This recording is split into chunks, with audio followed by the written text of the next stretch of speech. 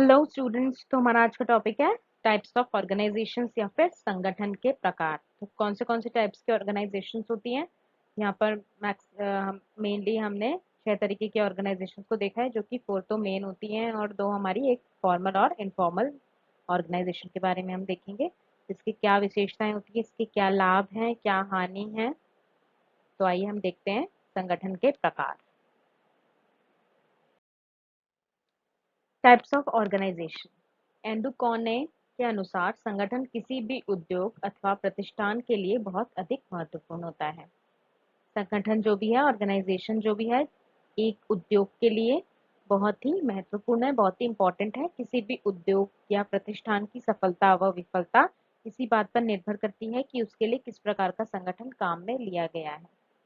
तो आप कोई भी, जैसे कोई ऑर्गेनाइजेशन जो है वो किस तरीके की ऑर्गेनाइजेशन आप काम में ले रहे हैं, तो उद्योग की जो सफलता है या फिर विफलता वो उसी पे निर्भर करेगी कि आपका बिजनेस सक्सेस होगा या फिर फेल होगा। तो वो इस बात पे डिपेंड करेगा कि आपकी ऑर्गेनाइजेशन किस प्रकार की थी। तो प्रत्येक उद्योग में एक ही प्रकार का संगठन उपयोगी नहीं रहता। अलग अलग बिजनेस जो होते हैं, अलग अलग जो व्यवसाय होते हैं, उसमें एक प्रकार का संगठन से आप काम नहीं कर सकते, वरन उद्योग अथवा प्रतिष्ठान के आकार को व उत्पादन प्रक्रिया को देखते हुए भिन्न भिन्न प्रकार का संगठन प्रयुक्त करना उचित रहता है।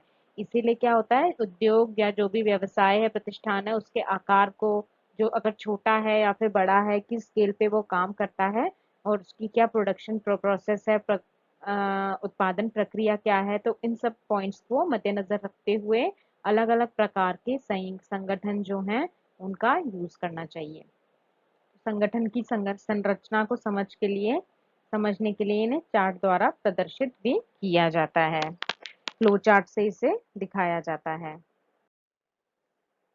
तो किसी भी उद्योग के उचित संचालन के लिए निम्न 4 प्रकार के संगठनों में से किसी एक को प्रयुक्त किया जाता है। सबसे पहला होता है लाइन या फिर स्केलर संगठन। सेकंड होती है हमारे क्रियाशील संगठन। थर्ड होता है लाइन एवं स्टाफ संगठन और फाइनली लाइन, स्टाफ व क्रियाशील संगठन। तो ये 4 तरीके के मेजर टाइप्स ऑफ ऑर्गेनाइजेशंस होते हैं। तो इनके हम बेसिक, इसका ब्रीफली इसका हम डिस्कशन करते हैं। पहला है लाइन या स्केलर संगठन या फिर लाइन और स्केलर ऑर्गेनाइजेशन। तो इस संगठन को विभागीय संगठन भी कहा जाता है।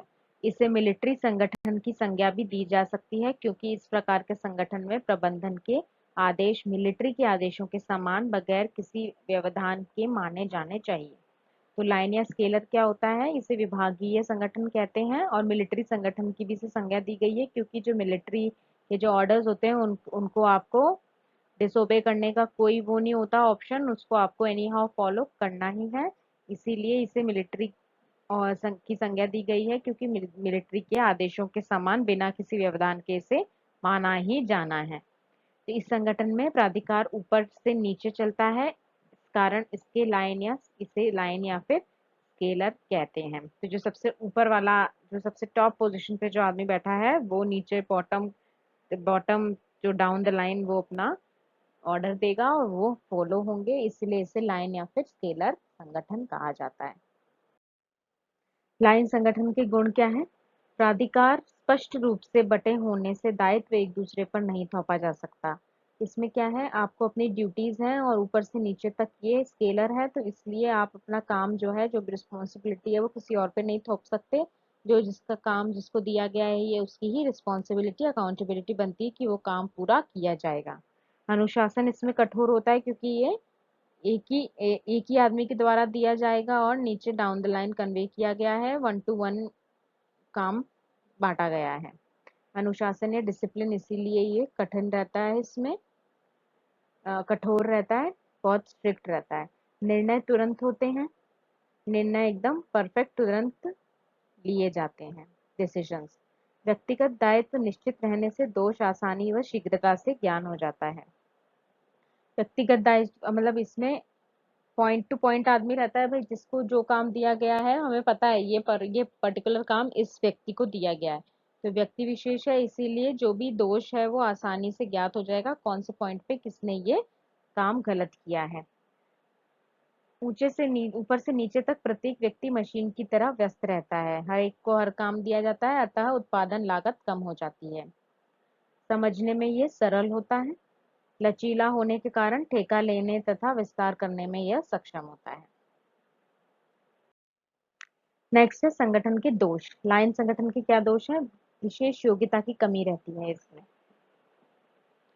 विभागीय मुखियाओं के ऊपर कार्यभार अधिक रहने के कारण वे विस्तार व आयोजना के बारे में नहीं सोच पाते हैं। जो विभागीय जो डिपार्टमेंटल हेड्स होते हैं उनके पास सबसे अधिक काम रहता है, तो वह विस्तार व आयोजना जो होती है उनके बारे में नहीं सोच पाते हैं।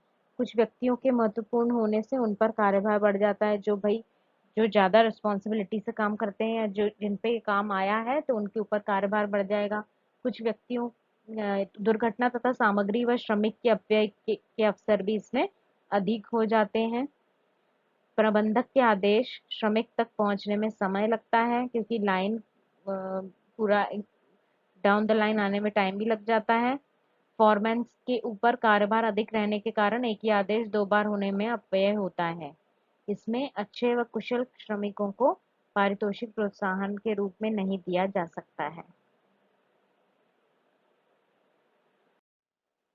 उपयोग क्या है इसका?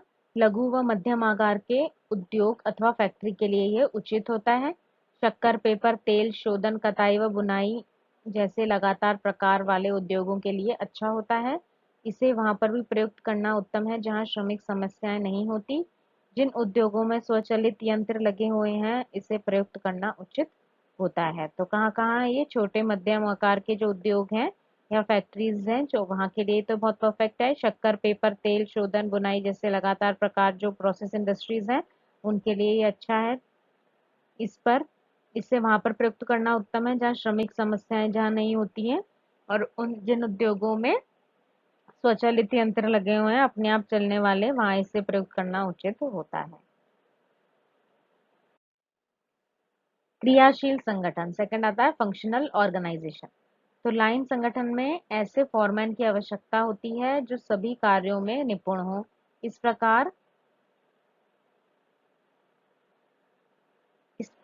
फॉरमैन मिल पाना प्राय असंभव होता है। तो लाइन संगठन में ऐसे फॉरमैन की आवश्यकता होती है जो कि सभी कार्यों में निपुण हो।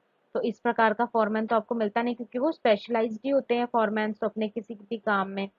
तो क्रियाशील संगठन में यह कमी काफी हद तक दूर हो जाती है, क्योंकि फॉरमैन का कार्य विभिन्न योग्यता के क्रियाशील व्यक्तियों में बांटा जा सकता है। जो अपन को अपना हमारे पास जो एक फॉरमैन है उसका कार्य हम दूसरे जो निपुण व्यक्ति हैं उनको बांट के वो कार्य को कंप्लीट कर सकते हैं। तो ये जो एक त्रुटि थी जो हमारी लाइन ऑर्गेनाइजेशन में, यह फंक्शनल ऑर्गेनाइजेशन में दूर हो जाती है। तो यह संगठन इस कारण लाभप्रद है कि इसमें प्रत्येक व्यक्ति अलग क्षेत्र में योग्यता रखता है तथा वह श्रमिकों का पूरा नियंत्रण रखता है। तो ये जो संगठन होता है इसलिए ये हमें महत्वपूर्ण है, लाभप्रद होता है, क्योंकि इसमें प्रत्येक व्यक्ति जो है अलग क्षेत्र में जो है योग्यता रखता है और वह श्रमिकों पर पूरा नियंत्रण रखता है। इसके गुण क्या है? क्रियाशील संगठन के गुण क्या है? विशेष योग्यता के कारण कार्य की गुणवत्ता जो है वो अच्छी हो जाती है। विशेषज्ञों के द्वारा कर्मचारियों को निर्देश देने के कारण इस प्रकार के संगठन में ज्ञान भी बढ़ता है। यह मानकीकरण तथा विशेषज्ञता से वृहद पैमाने पर उत्पादन में सहायक होता है। यदि किसी संक्रिया में सुधार की आवश्यकता हो तो उसे अंतिम समय तक सुधारा जा सकता है। फैक्ट्री का विस्तार करना संभव होता है। अपव्यय कम होने से उत्पाद की मूल लागत कम हो जाती है। कार्यभार की अधिकता नहीं होती है, क्योंकि श्रमिक एक ही फॉरमैन के अधीन कार्य नहीं करता, अतः वह स्वतंत्र महसूस करता है। श्रमिक को किसी विशेष ज्ञान की आवश्यकता नहीं होती, क्योंकि सभी निर्देश विशेषज्ञों द्वारा ड्राइंग के साथ दिए जाते हैं। तो ये बहुत ही अच्छा हमारा ऑर्गेनाइजेशन का टाइप है। फिर आते हैं इसके दोष। क्रियाशील संगठन के दोष क्या है? नियंत्रण में जटिलता होती है, क्योंकि श्रमिक कारीगर सभी के नियंत्रण में रहता है। इस कारण अनुशासन की समस्या बढ़ जाती है। अधिक वेतन पर विशेषज्ञ रखने से कार्य की लागत भी बढ़ जाती है, क्योंकि इसमें एक्सपर्ट्स चाहिए। कारीगर की पूरी योग्यता एवं दक्षता का उपयोग नहीं हो पाता है। दायित्व को टालना संभव है। किसी विशेषज्ञ कि अपने कार्य में असफल होने पर उत्पादन पर असर पड़ता है तथा सामग्री अपव्यय अधिक होती है। कार्य को सुचारू रूप से चलाने के लिए सभी विभागों का समन्वित होना आवश्यक है, अन्यथा उत्पादन पर प्रभाव पड़ता है। फिर आगे हमारा इसका उपयोग कहाँ होता है। एक शुद्ध क्रियाशील संगठन तंत्र मुश्किल से ही मिल पाता है। जहाँ पर क्रियाशीलता के आधार पर दायित्व बांटे जाते हैं, वहाँ पर रेखीय संबंध भी होते हैं। तो इस प्रकार के संगठन बड़े उद्योगों में, जहाँ भविष्य में विस्तार की संभावना होती है, उचित रहता है। लाइन एवं स्टाफ संगठन। लाइन और स्टाफ ऑर्गेनाइजेशन क्या होती है। एक बड़े आकार के उद्योग में प्रबंधन के लिए यह संभव नहीं हो पाता कि प्रबंध के हर भाग की ओर सावधानीपूर्ण ध्यान दिया जा सके, तो वह उत्पादन तथा विक्रय के कार्य में इतना व्यस्त हो जाता है कि उन्हें सही ढंग से आयोजना के कार्य को करने का समय नहीं मिल पाता।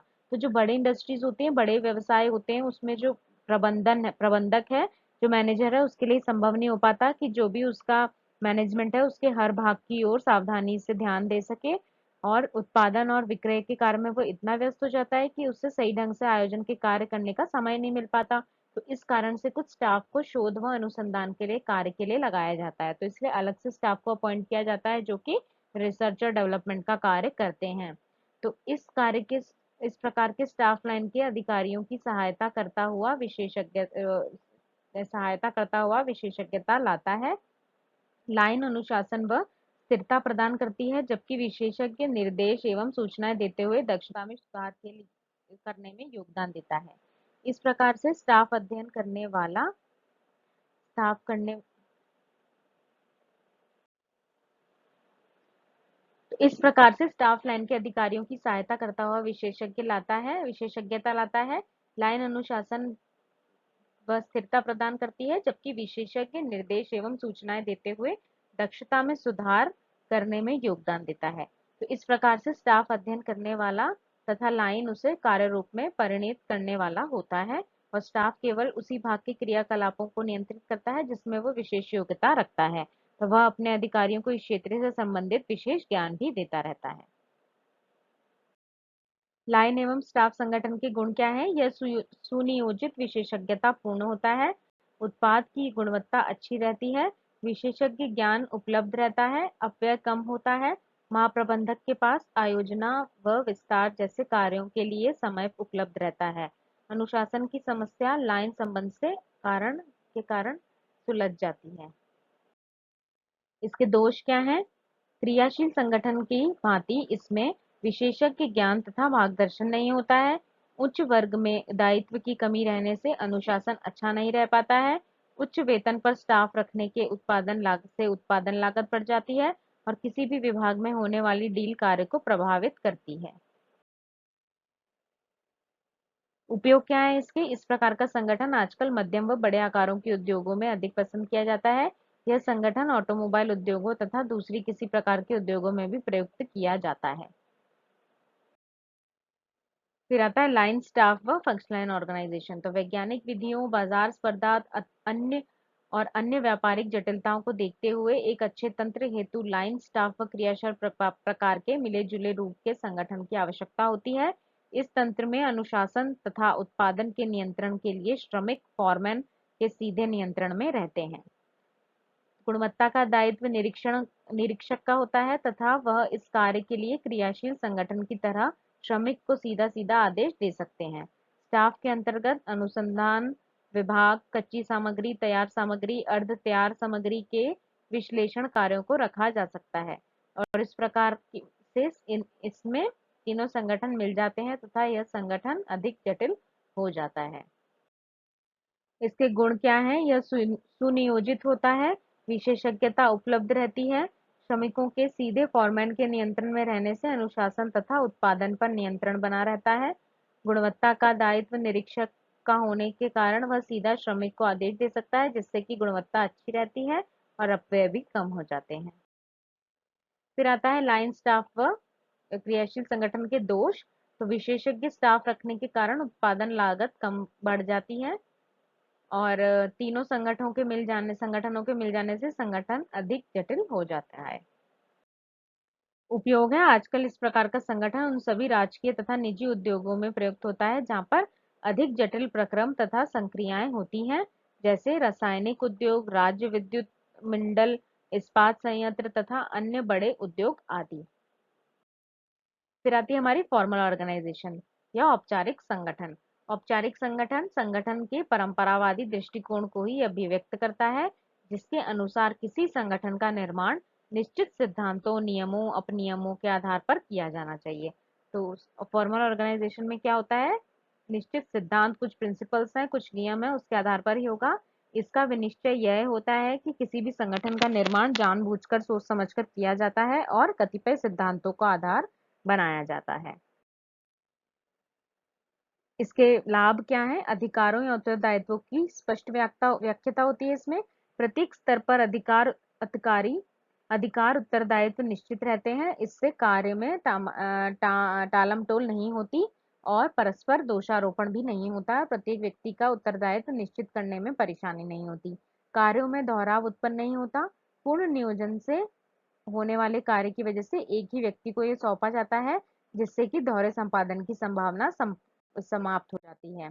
उद्देश्य प्राप्ति का श्रेष्ठ साधन होता है ये। औपचारिक संगठन का निर्माण ही उद्देश्य प्राप्ति के को केंद्र में रखकर किया जाता है। इससे उनकी प्राप्ति आसान हो जाती है। फिर है प्रशासन में एकरूपता। औपचारिक संगठन में हर स्तर पर कार्यों और उत्तरदायित्वों को पद सौपन क्रम में व्यवस्थित किया जाता है। संगठन का स्वरूप आकर्षक दृष्टिकोण होता है। पक्षपात का अभाव रहता है इसमें। एक व्यक्ति के महत्व का भी अभाव रहता है। यह संगठन सामूहिक क्रियाओं पर प्रयास पर आधारित होता है, तो इससे एक व्यक्ति को अत्यधिक महत्व नहीं मिलता है। पहल शक्ति का अभाव रहता है इसमें। संपूर्ण संगठन एक यंत्र के रूप में कार्य करता है, जिसमें प्रत्येक कार्मिक अपना कार्य निश्चित नियम से अधीन ही करना होता है और इससे किसी की प्रतिभावना कर्मी पर अपनी ओर से पहल करने का अवसर उसे नहीं मिलता। यंत्रवत है। यह एक ऐसा यंत्र है जिसमें प्रत्येक मनुष्य रूपी पुर्जा नियत सिद्धांतों के अनुसार परिचालित होता है और इससे गत्यात्मकता समाप्त हो जाती है। अधिकारों का सुहित में प्रयोग होता है। समन्वय या संप्रेषण में बाधा। अनौपचारिक संप्रेषण में इस संगठन के नियम बाधा बनते हैं, तो ये इसके दोष हैं ये दोनों। तो समन्वय की भयंकर समस्याओं में ऐसे संगठन में व्याप्त रहती है। इनफॉर्मल ऑर्गेनाइजेशन क्या होता है? अनौपचारिक संगठन का इस अवधारणा पर आधारित है कि प्रत्येक सामूहिक मानवीय क्रियाओं के बीच एक स्वाभाविक क्रिया के रूप में अंतर सामाजिक संबंधों का जाल स्थापित हो जाता है और ये जाल उन सामूहिक क्रियाओं को भी प्रभावित करता है जो किसी निश्चित लक्ष्य के लिए प्रारंभिक रूप से गठित की जाती है। तो इसके लक्षण क्या होते हैं? ये इसके एडवांटेजेस हैं। औपचारिक संगठन की कठोरता को दूर करता है, प्रबंध की योग्यता की कमियों को दूर करता है, संप्रेषण का आधार है। और इसकी हानियां हैं कर्मचारियों में आत्मतुष्टि और स्थायित्व की भावना,